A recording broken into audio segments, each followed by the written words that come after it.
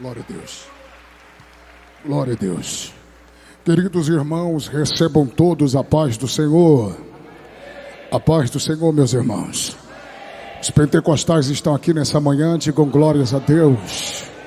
Queridos, que alegria poder estar nesse altar, cooperando com esta grande obra, a mais sublime tarefa da igreja, que é a obra missionária, 38º Congresso dos Gideões Missionários da Última Hora. Estou muito feliz. Quero de púlpito agradecer a Deus pela vida do querido pastor Zilmar, a quem estou tendo a alegria de conhecê-lo mais de perto. Nós acompanhamos o trabalho pela internet e nós louvamos a Deus pela sua vida, pela vida da sua muito digna esposa, pastora Maria Inês. E eu quero agradecer a Deus por me franquear essa oportunidade. Me senti muito honrado quando eu recebi o seu telefonema, o seu convite. E é uma alegria estar aqui nesta manhã. Deus abençoe o pastor Abner, servo de Deus, fazendo menção do seu nome. Estou aqui abraçando a todos os demais, deixando publicamente também minha palavra de respeito e de gratidão a Deus pela vida de todos vocês que estão ombreando o pastor e toda essa igreja neste grande trabalho, nesse grande desafio, mas que é recompensador para a glória de Deus. Estou acompanhado da minha esposa, irmã Rose Matias. Foi uma luta para passar por meu nome, mas está no meu nome.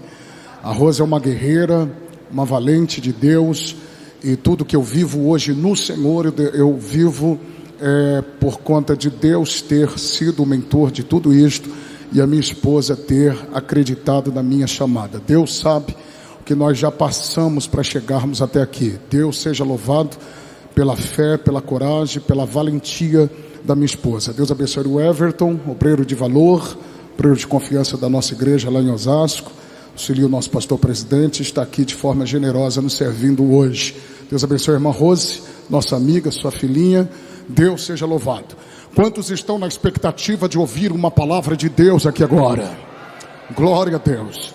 O Evangelho é de Jesus e quem escreveu foi João, capítulo de número 19, versículo de número 17 e também o versículo de número 18.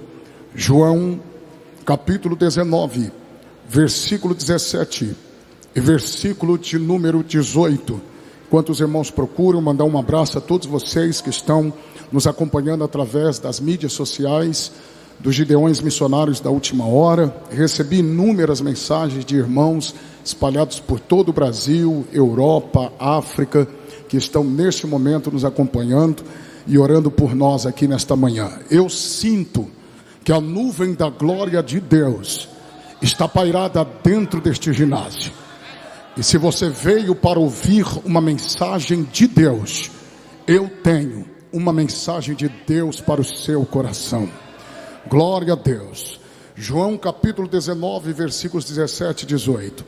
E levando ele às costas a sua cruz, saiu para o lugar chamado Caveira, que em hebraico se chama Gólgota, onde o crucificaram, e com ele outros dois, um de cada lado, e Jesus no meio, e Jesus no meio, e Jesus no meio. Que lindo! E Jesus no meio. No 3, todos os irmãos vai bem forte falar só esta frase: e Jesus no meio. Vamos no 3, 1, 2, 3, e Jesus no meio. Mais uma vez, e Jesus no meio. Amém. Antes de se assentar, você é pentecostal, dê um sorriso 9h15 para alguém que está do seu lado. Se não for 9h15, está faltando 15 para as 3. Só não pode ficar com a cara feia agora, senão vai escandalizar o vaso que está do seu lado. Dá um sorriso bonito para ele, diga assim, ó: Jesus é a centralidade do Evangelho. Diga para ele: Jesus é a centralidade do Evangelho. Nós estamos aqui para adorar a Ele, para glorificar a Ele, para render graças a Ele. Quantos tomam posse disso e acredita? Levante as mãos e abre a boca para adorar a Jesus. Pode se assentar. Vamos meditar na palavra de Deus. O som está perfeito. A minha voz não é assim, é a sonoplastia que é top mesmo. Deus seja louvado. Queridos irmãos, olhem para cá. Eu não tenho vaidade nenhuma, vaidade pessoal. Eu estou aqui totalmente desarmado e com a única proposta, que é cumprir a minha vocação. Deus me vocacionou para pregar o Evangelho.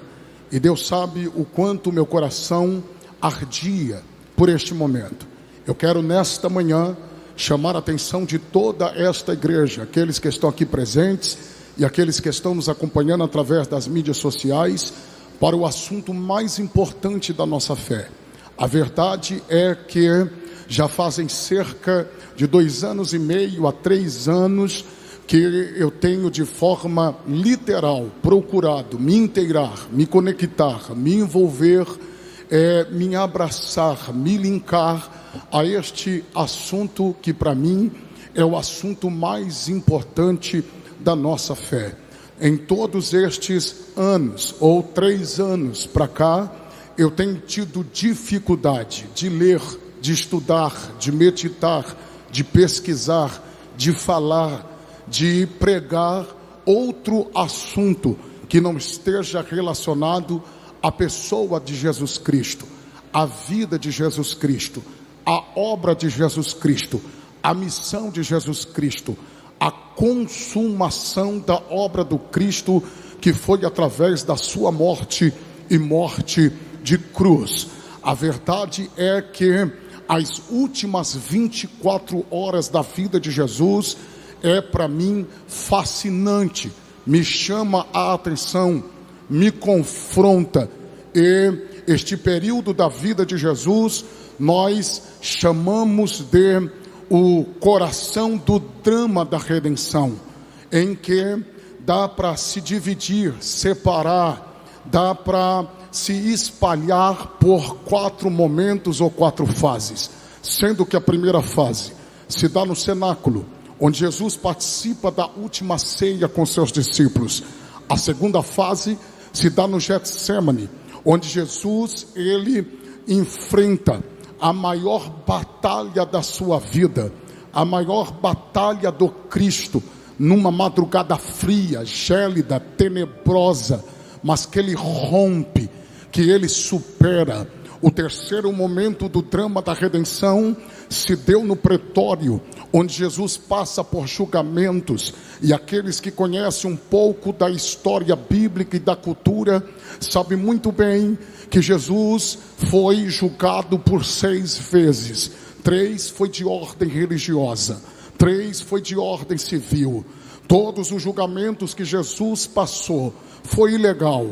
Nós poderíamos aqui comparar escritura com escritura, poderíamos aqui galgar os nossos pensamentos na cultura dos judeus, na cultura do contexto imediato, e mostrar para todos vocês que tudo que os homens fizeram naquela madrugada foi ilegal, foi um equívoco. Só que o que me chama a atenção, e não é a mensagem, mas para os pentecostais já preparar o pulmão para dar glória, enquanto Pilatos pensava que estava no controle, enquanto Herodes pensava que estava no controle, enquanto Anás pensava que estava no controle, enquanto Caifás pensava que estava no controle, a verdade é uma só: Deus estava no controle de todas as coisas.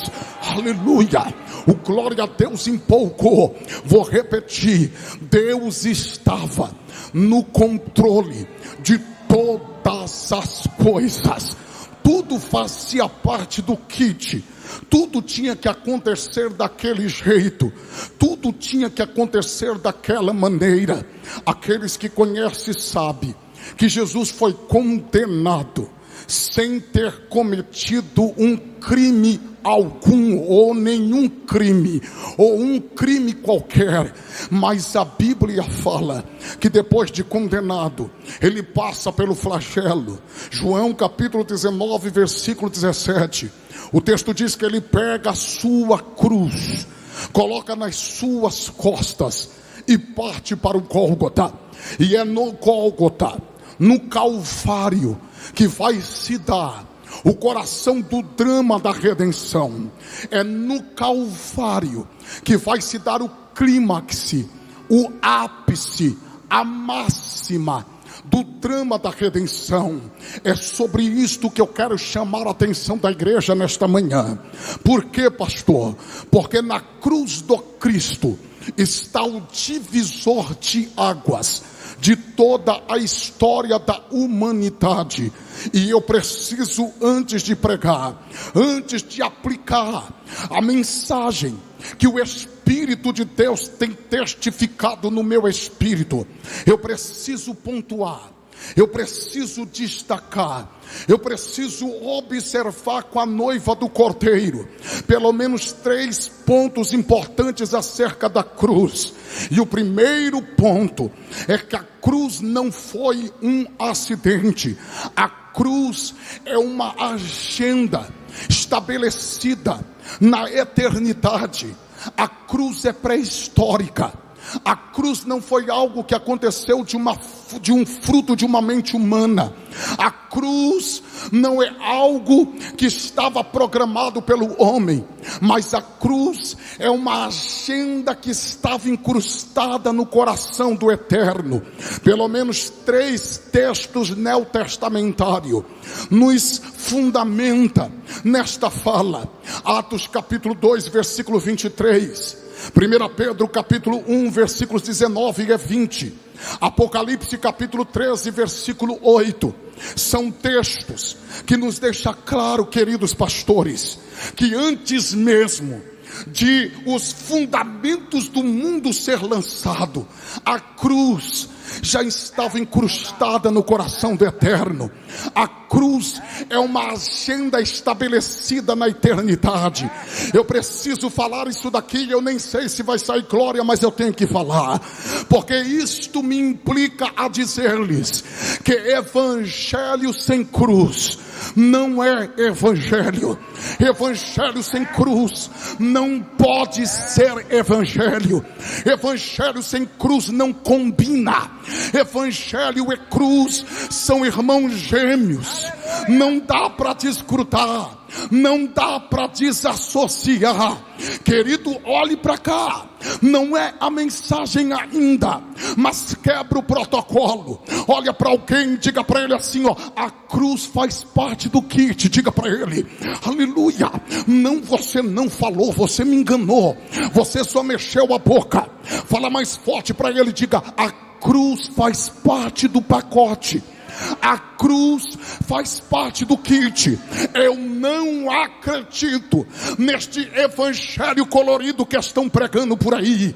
O evangelho do meu Cristo ainda tem cor de sangue. Aleluia. Eu vou de novo, alguém se colocou de pé. Eu não acredito neste evangelho colorido. Não, Senhor. O evangelho do meu Cristo ainda tem cor de sangue. Aleluia. Ainda tem renúncia, ainda tem preço. O evangelho do meu Cristo é o evangelho do tome a sua cruz, renuncie a si mesmo e siga-me. Quem concorda comigo, levante a mão e abra a boca para adorar. É o evangelho de Jesus. Este é o evangelho do meu Jesus. A cruz faz parte do pacote. A cruz faz parte do kit. Se não tem cruz, não é evangelho. E se não marcar nada do que eu vou pregar hoje de manhã, eu só vim pregar o evangelho para vocês. Eu só vim falar do evangelho. O trabalho evangelístico é missionário. E eu preciso falar do evangelho. Por quê, pastor? Porque eu preciso que você entenda que evangelho e cruz são irmãos gêmeos. Não dá para se desgrudar.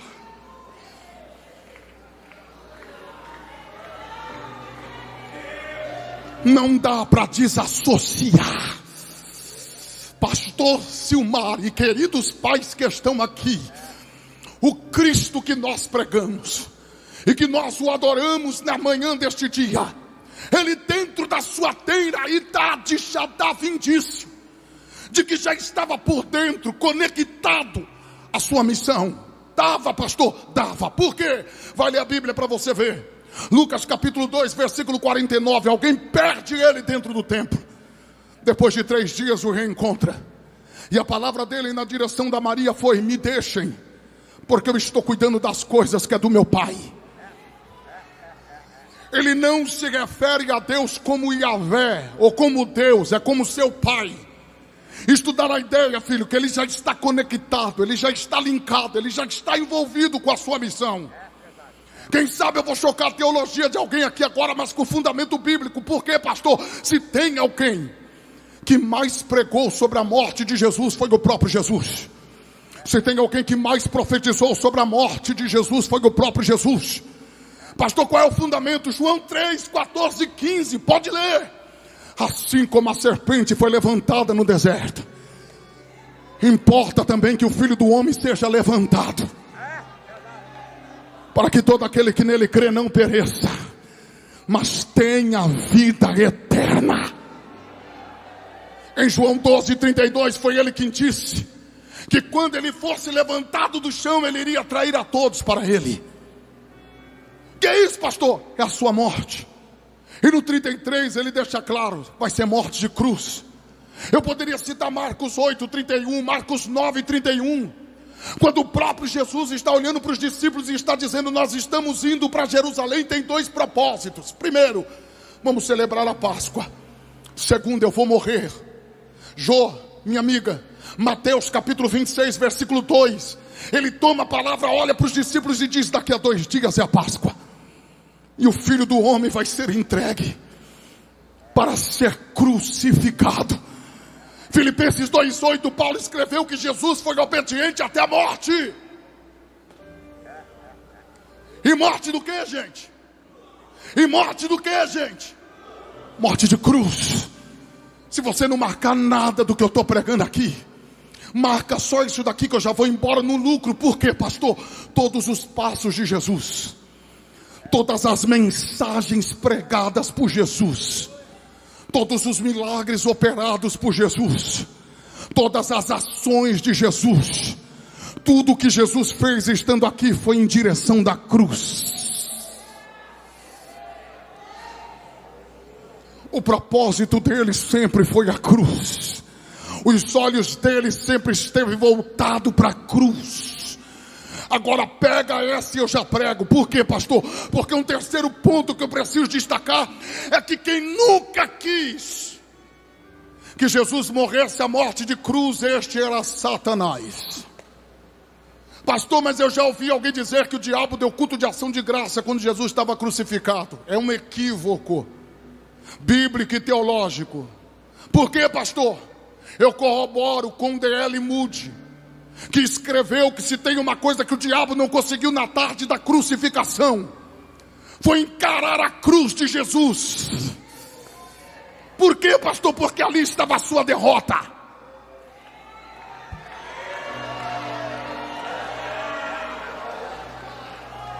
E aonde o Senhor fundamenta isso, pastor? Tudo está girando em torno de uma profecia.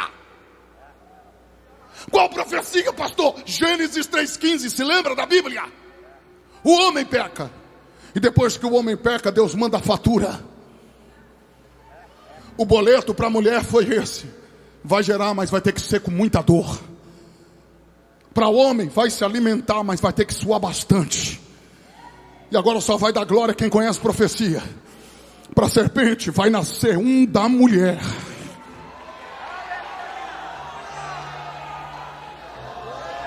Que este você vai ferir o seu calcanhar, mas ele vai ferir a sua cabeça. Olha, esses glória a Deus empolga o coração de quem prega. Eu estou sentindo uma glória aqui. Se você não der glória a Deus, aí eu prego só para o meu pastor que está falando em línguas estranhas aqui.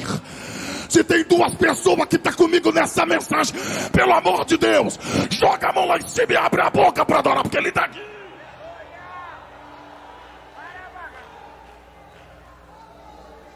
Ele está aqui. Pastor Matias, e aí? E aí, pastor Zilmar?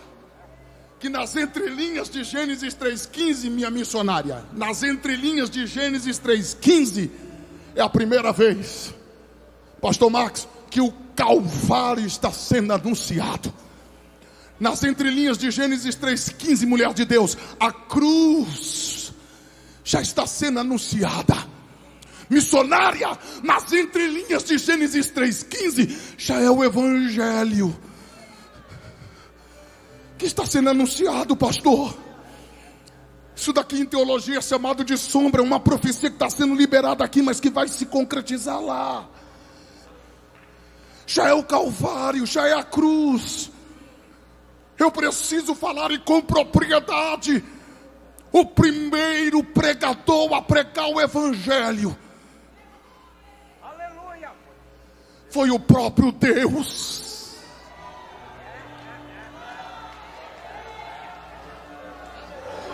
É por isso que, como pregador do Evangelho, eu quando prego o Evangelho não me coloca em pedestral. O Evangelho me confronta. É por isso que Jesus enfatizou, pastor Zilmar, no Novo Testamento, quando vocês forem, fiquem tocando a trombeta sobre o nome de vocês. Foi isso que ele falou? Fique tocando a trombeta sobre o sobrenome de vocês. Foi isso que ele falou? Fique falando da história de vocês. Foi isso que ele falou? Ele disse: vai e pregue o Evangelho. Por quê, pastor? Se não marcar nada do que eu vou pregar, marca isso. Eu já vou embora no lucro. Inclusive, irmão, pelo amor de Deus, eu não vim pregar aqui para fazer agenda. Eu vim pregar aqui para colocar o Evangelho de Jesus no seu coração. Eu estou sentindo uma glória aqui. Se não marcar nada do que eu vou pregar, marca só o que eu vou liberar aqui agora. Eu já vou embora no lucro. Qual é a palavra, pastor? Querida, noiva do Cordeiro, olhe para cá, pregue o Evangelho, porque quando Deus mandar a fatura para quem prega, Deus não estará nem um pouco interessado em saber aonde você pregou, mas é o que você pregou. Deus não vai mandar o boleto dizendo: André, aonde você pregou? Não, é o que você pregou, é o conteúdo da sua mensagem. Para Deus não importa se eu estou pregando nos Gideões, é o que eu estou pregando. Para Deus não importa se eu já preguei ali ou acolá, é o que eu estou pregando. Se fala de tudo nesse país, menos do Evangelho. Gente assume o altar, em vez de falar o Evangelho, fala mal de A, de B, de ciclano, de fulano. Não, senhor, o Brasil precisa ouvir o Evangelho. Glória. Tem alguém que está comigo aqui? Levante a mão e abra a boca para adorar. Eu não vim falar de pregador fulano, eu não vim falar de cantor fulano, eu vim falar que o meu Cristo pastor é o Verbo que se fez carne, habitou entre nós.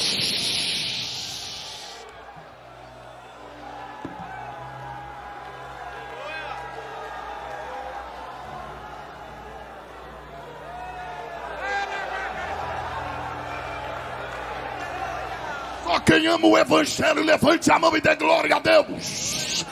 Levante a mão e dê um minuto de glória a Deus. Pode aumentar, meu filho, o teclado. Glória.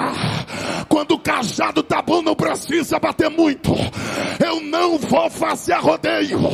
O poder do Evangelho vai tomar este ginásio mais uma vez. Se veio para assistir, fica com a boca fechada. Mas se veio para receber, abre a boca para adorar.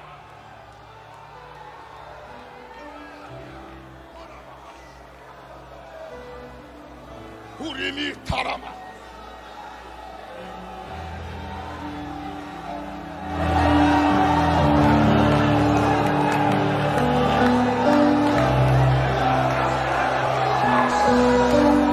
Evangelho, pastor. Eu estou sonhando com reavivamento, pastor. Eu estou sonhando com reavivamento.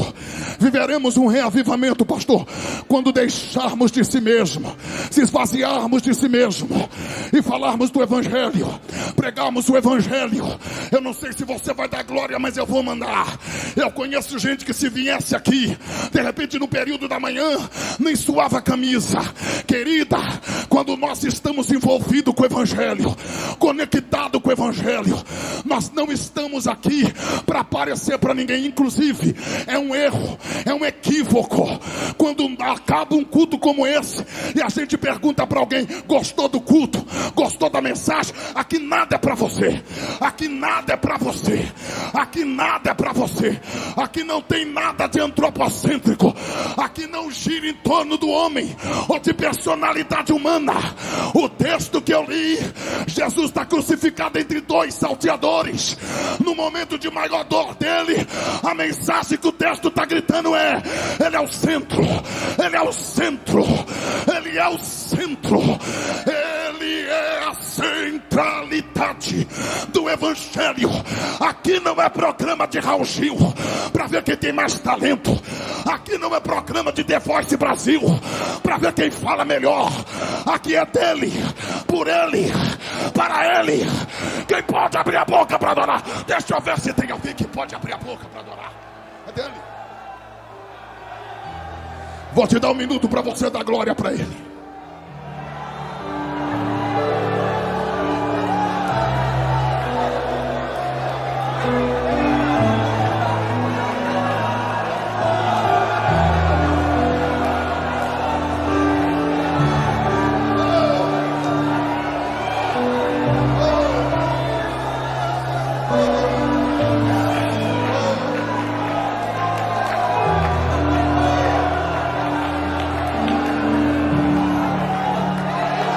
Ele está aqui.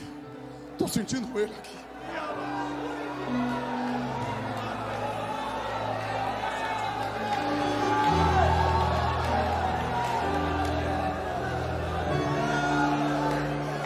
Ele está em direção da cruz. Quem não quer que ele chegue lá, pastor Rabiner, é Satanás, pastor.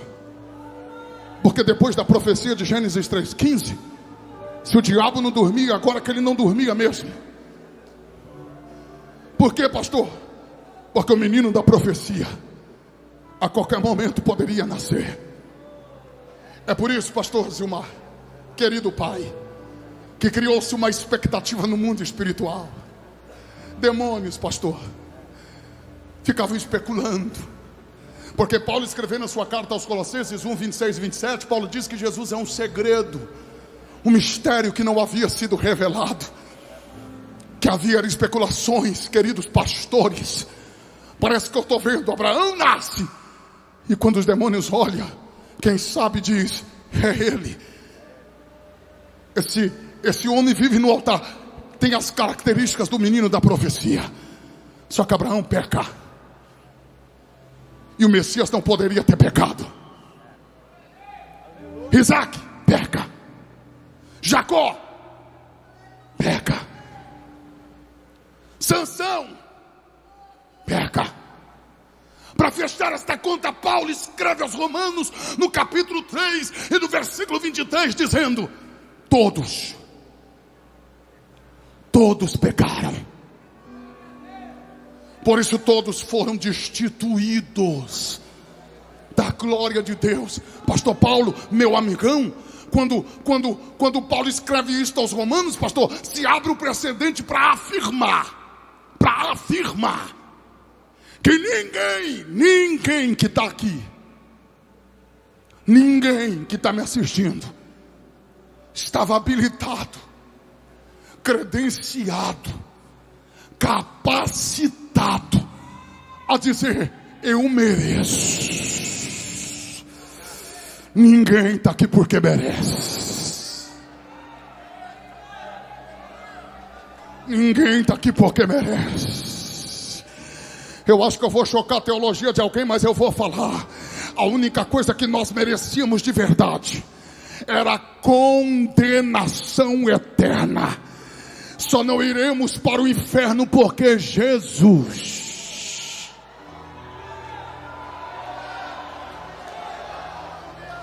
o Verbo se faz carne, habita entre nós. O Cristo se esvazia de si mesmo, toma forma humana e vem para cumprir a missão e pagar o preço. Satanás está fazendo de tudo para que isso não aconteça. Só que lá na eternidade, parece que eu estou vendo o pai olhando para o filho e dizendo: chegou a hora. Chegou a hora de colocar Satanás no lugar dele. Parece que eu estou ouvindo a voz do filho: eis-me aqui, envia-me a mim. Jesus nasce. E agora, se não der glória a Deus, está ruim. Por quê, pastor? Porque Jesus nasce durante a noite em Jerusalém. A pergunta que não quer calar é: por que ele não nasce durante o dia? Por que ele nasce durante a noite? Por quê? É a Bíblia na sua amplitude se completando. Porque isso daqui parece que está se repetindo. A mesma cena lá do começo. Se lembra do começo de tudo? No meio do caos, no meio da escuridão, no meio das trevas, o Criador gritou: haja.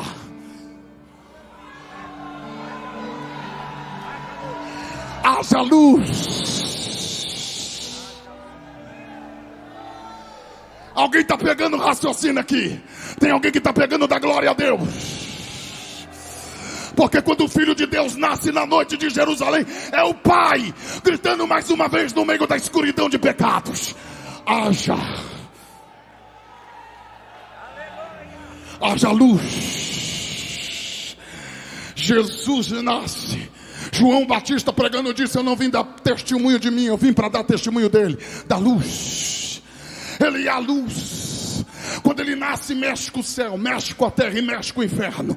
Vou liberar a palavra para quem crê. Por quê, pastor?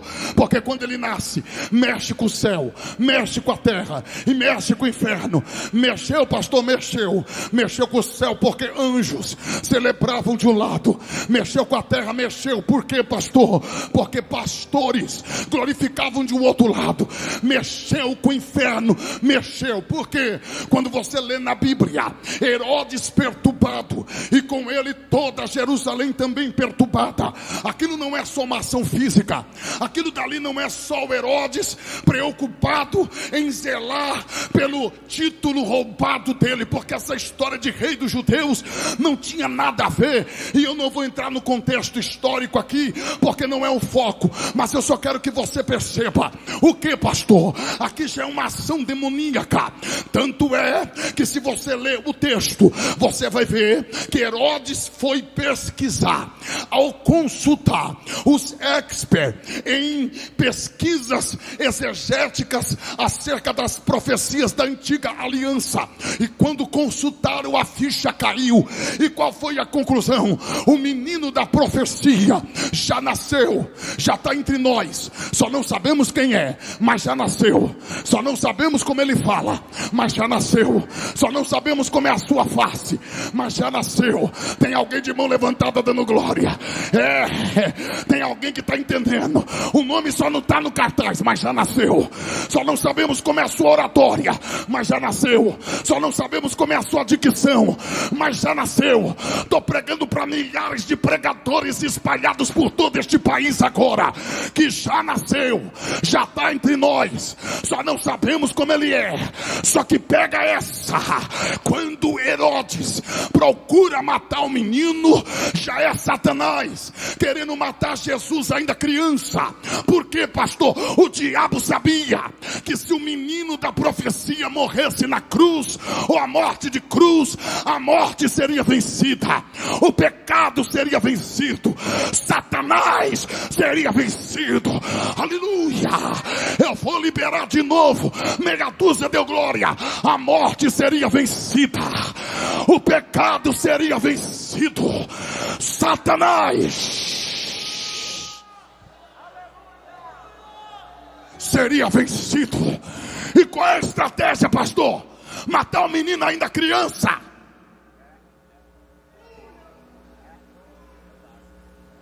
Porque o inferno sabe, pastor, que se o menino começar a crescer, vai ficar mais difícil para pegar.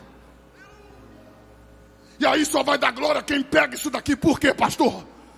Porque está escrito. Eu não sei se Mateus e Lucas filosofaram entre eles, mas deu certo. Por quê? Porque Mateus escreveu que Herodes morreu,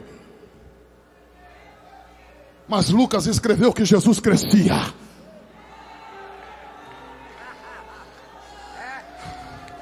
Eu vou de novo. Herodes morre, Jesus cresce. Herodes morre, Jesus se fortalece. Vou ficar aqui até você entender. Herodes morre, Jesus cumpre sua chamada. Herodes morre, Jesus cumpre seu ministério. Herodes morre, por onde Jesus passa, cura, liberta. Herodes morre, por onde Jesus passa, arrebata a multidão. Pastor Matias, não estou entendendo. Eu vim pregar para os gideões hoje pela manhã. E qual é a palavra, pastor? A casa vai cair para o Herodes. Porque chegou a hora de crescer. Eu posso fazer o que Deus está mandando eu fazer aqui? Então pega na mão de alguém que está do teu lado, até porque pentecostal muito educado fica feio. Chacoalha a mão dele aí agora. Se os irmãos perceberam, eu não fiz isso nenhuma vez na mensagem. Não é do meu feitio, mas quebra o protocolo agora. Aleluia, aleluia, aleluia. Assim como a frieza pega, o poder de Deus também pega. Chacoalhe a mão dele e diga para ele: pode dar glória. A casa vai cair para o Herodes. Glória a Deus. A casa vai cair para o Herodes. Glória. Pastor Silmar, eu sou voz de Deus aqui nesta manhã, e a palavra de Deus na minha boca é esta: nenhuma ferramenta preparada vai prosperar. Vai prosperar. Chegou a hora de crescer. Chegou a hora de crescer. Chegou a hora de crescer. O Deus, pastor, que começou a boa obra, Ele vai completar. Eu fecho um resgate da credibilidade da pregação do Evangelho, outra vez sendo instaurada neste país. Satanás, que saia fora. Tem um avivamento batendo na porta desta nação. Quem está sentindo essa glória aqui, abre a boca para adorar.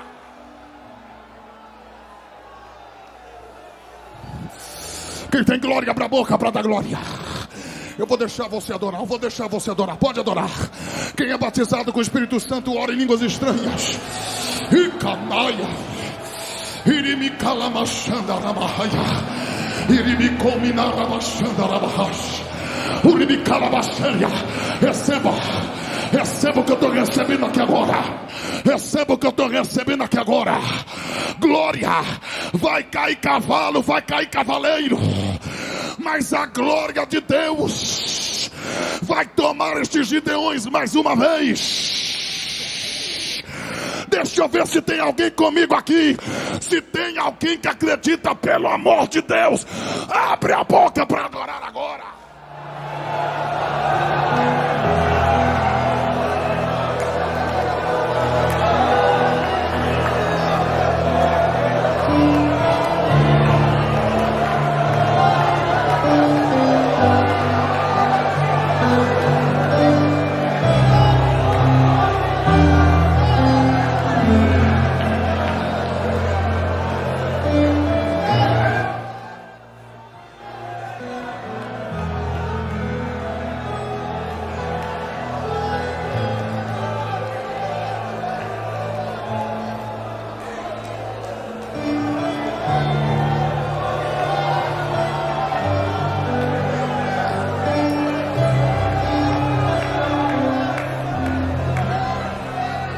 Está descendo algo de Deus aqui.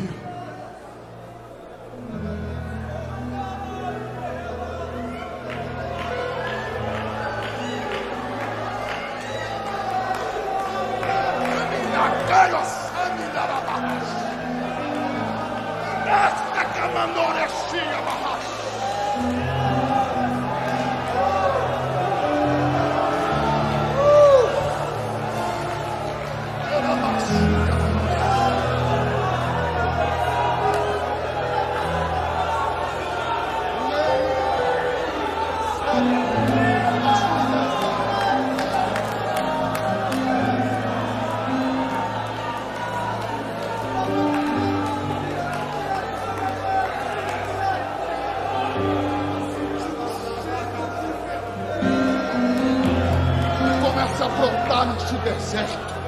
Tem uma porta secreta sendo aberta.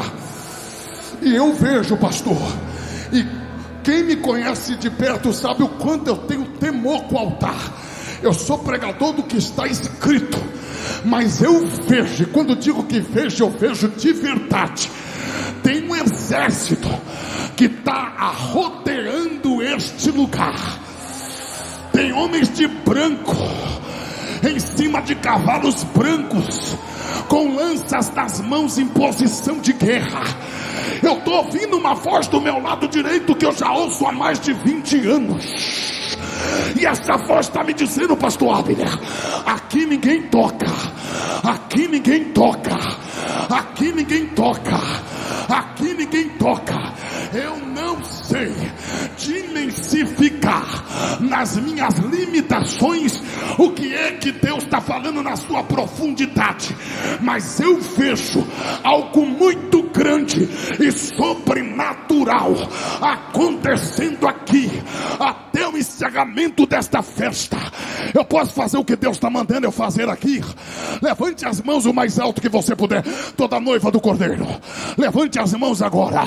Eu preciso de 20 vasos que tem glória na boca, que tem línguas estranhas na boca, para trovejar esse lugar com glória a Deus agora. Vai, sobe, sobe, sobe, sobe, sobe, sobe o nível, sobe a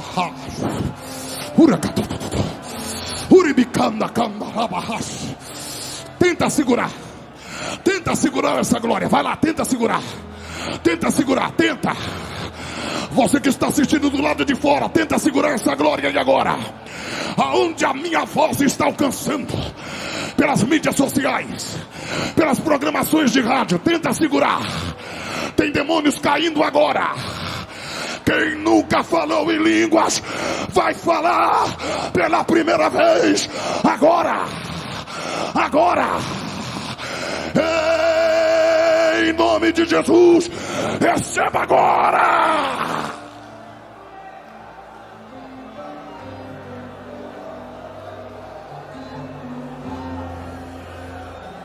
Ora mais.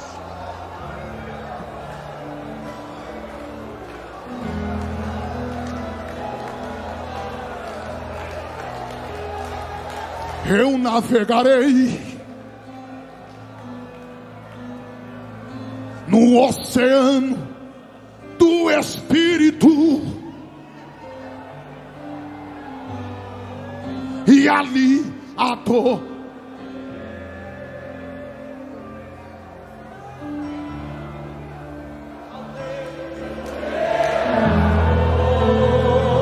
não é sobre nós, é sobre Ele. Adore a Ele. Eu adorarei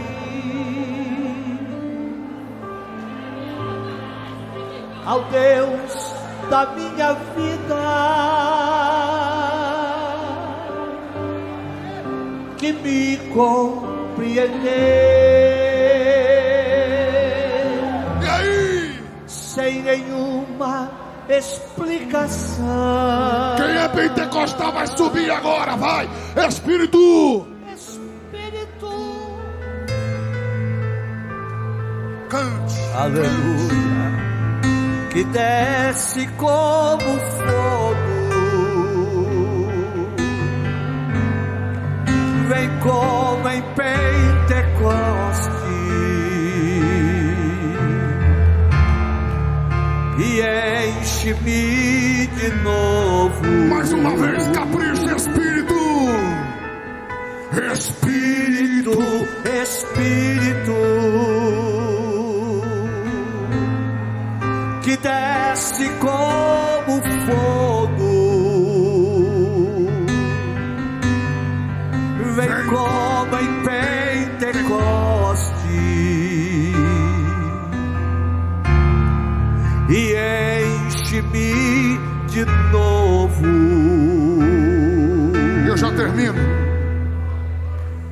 Mas o que eu preciso que a igreja entenda é que o menino nasceu. Herodes está procurando para matar. Só que como vai achar aquilo que Deus escondeu?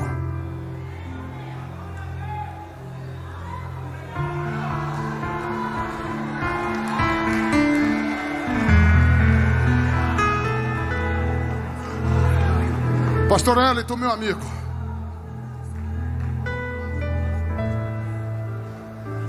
Por favor, meu pastor. Quando nasce no nosso coração, ninguém pode tirar. Se você não marcar nada do que eu estou pregando, marca só isso. Quando Deus esconde, ninguém acha. Mas se Deus apresentar, quero ver quem esconde.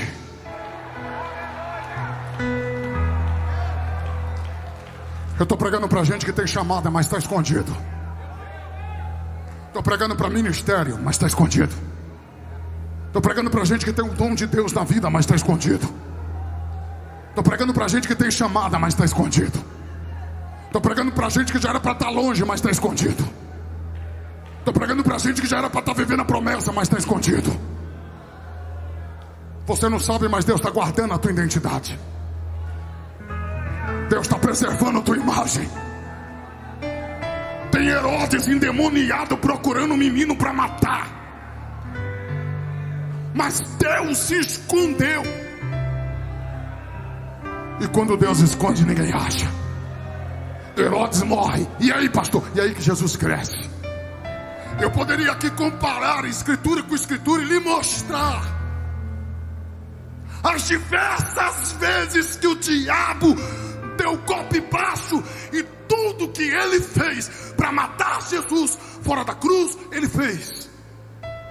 Se você nunca fez essa leitura lendo o Evangelho, por favor, coloque esses óculos e passe a enxergar diante desta ótica. Por quê, pastor? Porque quem nunca quis que Jesus chegasse lá era o diabo. Quem não quer que você chegue lá é Satanás. Quem não quer que você vá até o fim é o inimigo. Porque é paradoxal, aquilo que parece ser a maior derrota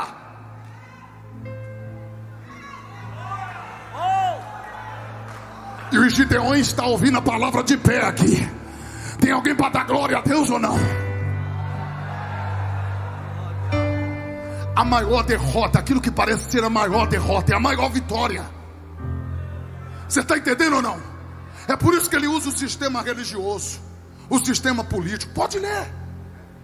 Pode ler. Ele usou inimigos externos. Quando não teve sucesso os anos de fora, tentou os anos de dentro. Você lembra do Pedro que toma a palavra e diz: não, o senhor não vai morrer desse jeito aí não. Jesus, sabendo quem é que estava ali, quem não queria que ele chegasse lá, ele toma a palavra e diz: para trás de mim, Satanás. Porque quem não quer que Jesus chegue lá é Satanás. Dentro do Getsemane, Jesus enfrentou a sua maior batalha. Pastor, não foi na cruz foi a máxima. Na cruz foi o clímax. Na cruz foi o ápice. Mas é dentro do Getsemane que ele tem que se submeter à sua vontade ou à vontade do Pai. É dentro do Getsemane que a agonia se inicia. A agonia do Cristo não começa na cruz, começa no Getsemane. Não começa na via dolorosa, começa no Getsemane. Pode ler Mateus capítulo 27, capítulo 26, versículos 36, 37, 38, você vai ver. É lá dentro do Getsemane que ele abre o coração para 3 dos seus 11 discípulos que estavam com ele dentro do Getsemane. Porque ele tinha 12, mas chegou com 11. Porque o Judas saiu antes da ceia acabar. Porque o Judas não aguenta ficar até o final.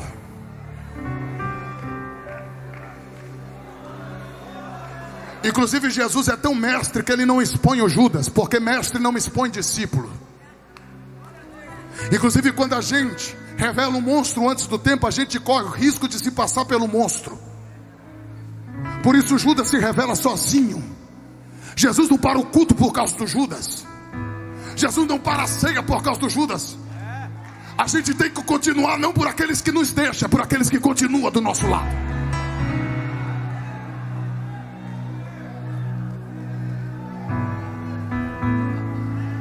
Pastor me deu liberdade, eu vou pregar. Posso pregar, meu pastor? Obrigado, meu paizão. O senhor é uma benção. Minha esposa estava ali toda admirada com o senhor, com a sua energia. Falou: André, quando chegar nessa idade tem que chegar assim, hein? O senhor me colocou no estreito hoje aqui, presidente. Agora olhe para cá. Por quê, pastor? Porque eu já termino de verdade, mas eu preciso que a noiva do Cordeiro entenda. O que, pastor? Que Jesus chega com 11. Porque só chega com Jesus no Getsemane quem é discípulo de verdade. Pastor, mas o Judas chegou depois. Só chegou porque já tinha 30 moedinhas no bolso. Porque tem gente que só entra no Getsemane com você se lucrar alguma coisa para ele. Agora pega essa. Por quê, pastor? Porque está no texto. O quê? Que Jesus está dentro do Getsemane. É lá dentro que ele olha para Pedro, Tiago e João e diz: evangelho não é só glória. Inclusive foi vocês três que viu a glória no Monte Tabor, a transfiguração. Foi vocês três que viu a filha do Jairo ressuscitar. Só que evangelho não é só isso. Eu estou mal, não estou bem.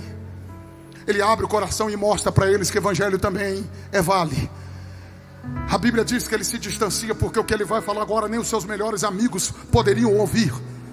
E é num terceiro ambiente, porque tem um tabernáculo da oração dentro do Getsemane. Sabia disso? Ele chega com 11 e deixa 8 no primeiro ambiente, deixa 3 no segundo ambiente, e só ele vai no terceiro ambiente, que para mim é o Santo dos Santos. Porque só vai lá quem está sentindo de verdade.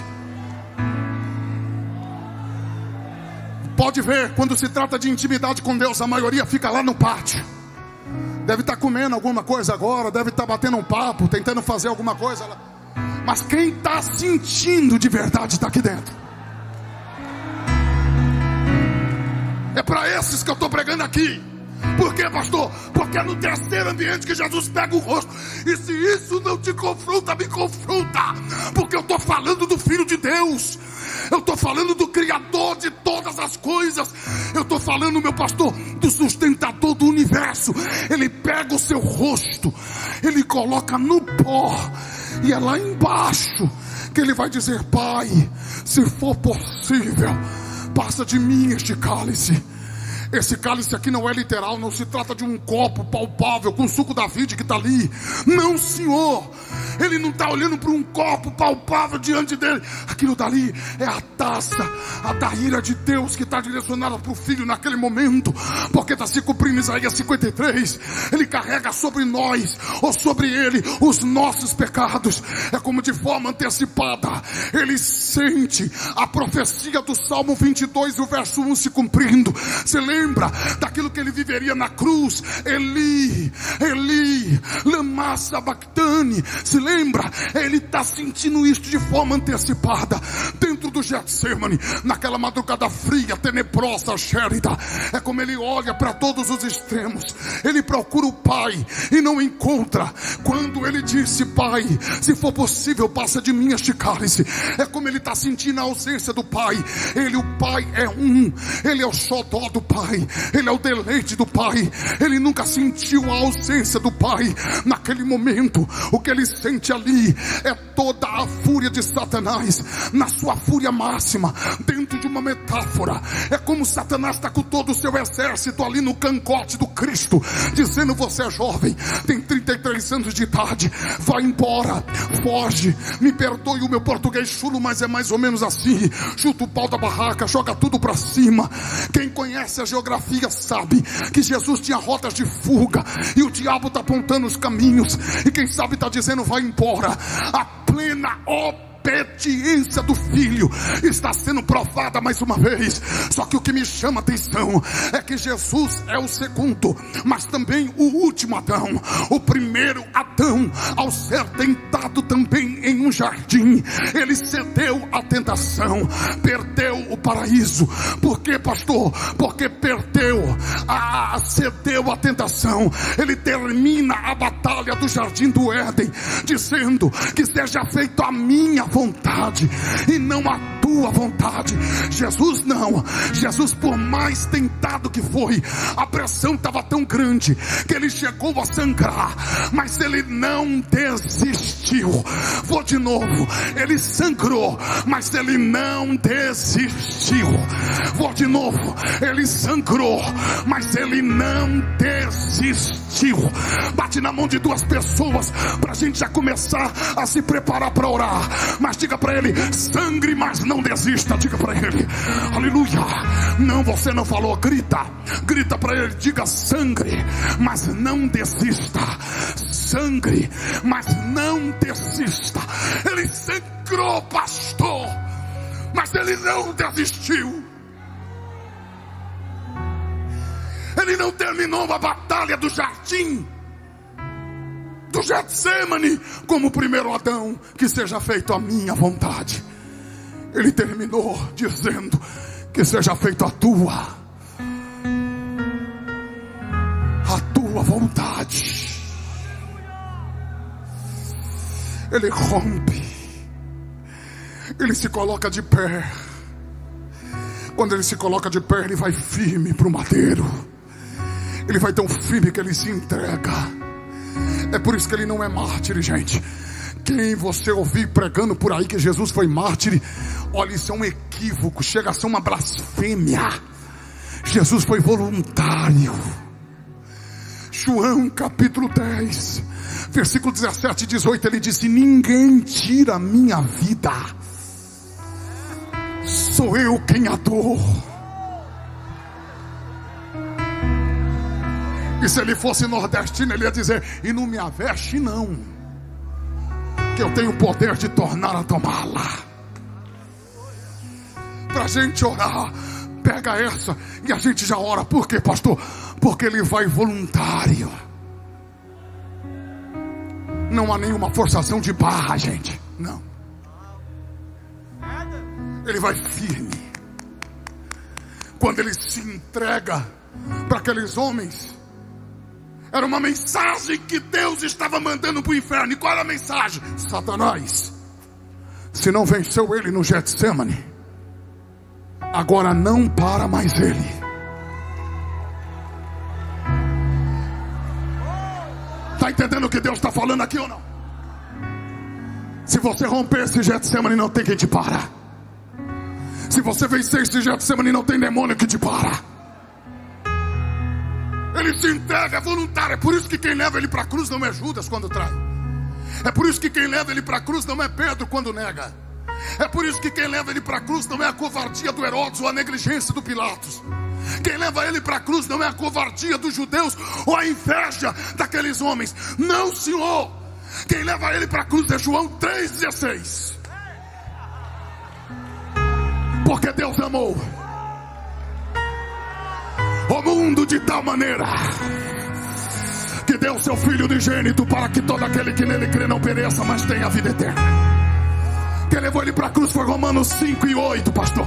Deus prova o seu amor para conosco, em que deu seu Filho Jesus para morrer por nós, sendo nós ainda pecadores.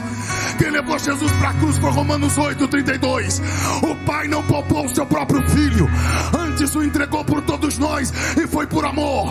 Gideões, noiva do Cordeiro. O inferno não gosta de ouvir o que eu vou liberar, mas eu vou falar. Lá vai Satanás, e qual é a palavra? O diabo te odeia, mas Jesus te ama. O diabo não gosta de você, mas Jesus te ama. Tudo que o diabo queria era matar a gente com o nariz cheio de cocaína, com cigarro de maconha, na boca, na prostituição. Satanás perdeu. Satanás perdeu. Satanás perdeu.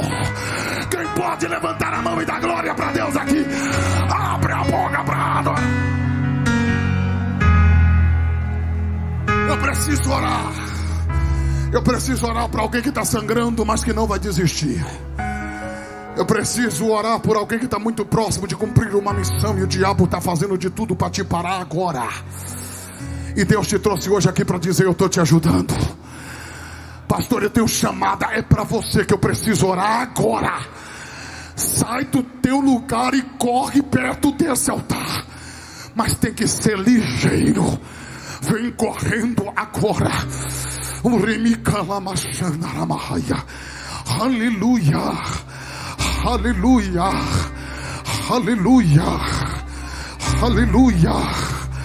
Aleluia. Eu creio neste avivamento que mexe com a alma, que mexe com os olhos. Mas do que pregar para os teus ouvidos, eu vim pregar para a tua alma. Mais do que pregar para o teu corpo, eu vim pregar para a tua alma. sai do seu lugar ligeiro e vem abrindo a boca para dar glória a Deus agora. Vocês que estão me assistindo através das mídias sociais, dos Gideões Missionários da Última Hora, receba o impacto dessa glória de Deus aí agora. Receba essa unção aí agora. Aleluia. Estou ouvindo alguém dando glória a Deus comigo aqui. Alguém que tem chamada, alguém que tem ministério. Eita glória. Tá caindo gente ali, ó. Já começou. E calabacharabacalabaia. Fica ligado, os obreiros, porque tem uma unção de Deus quebrando todo o jugo aqui agora. Caroços vai desaparecer em nome de Jesus. O espírito de enfermidade vai largar o seu corpo agora. Vem dando glória. Quem é batizado está proibido de orar em língua portuguesa. Fale a língua da sua nação original agora. Eita, glória a Deus. Com a licença do meu pastor presidente, eu queria pedir aos companheiros, aos colegas, se possível, a se aproximarem mais um pouco aqui desse altar, para estendermos as mãos na direção desta multidão. 2 missionários. Glória a Deus. Os missionários que estão aí, se quiser, entre no meio desta multidão agora. Nós precisamos orar. Tem uma glória de Deus aqui. A unção que está em vocês vai passar para esta multidão agora. E caiu eminácia. Quem nunca falou em línguas vai falar pela primeira vez agora. Aleluia.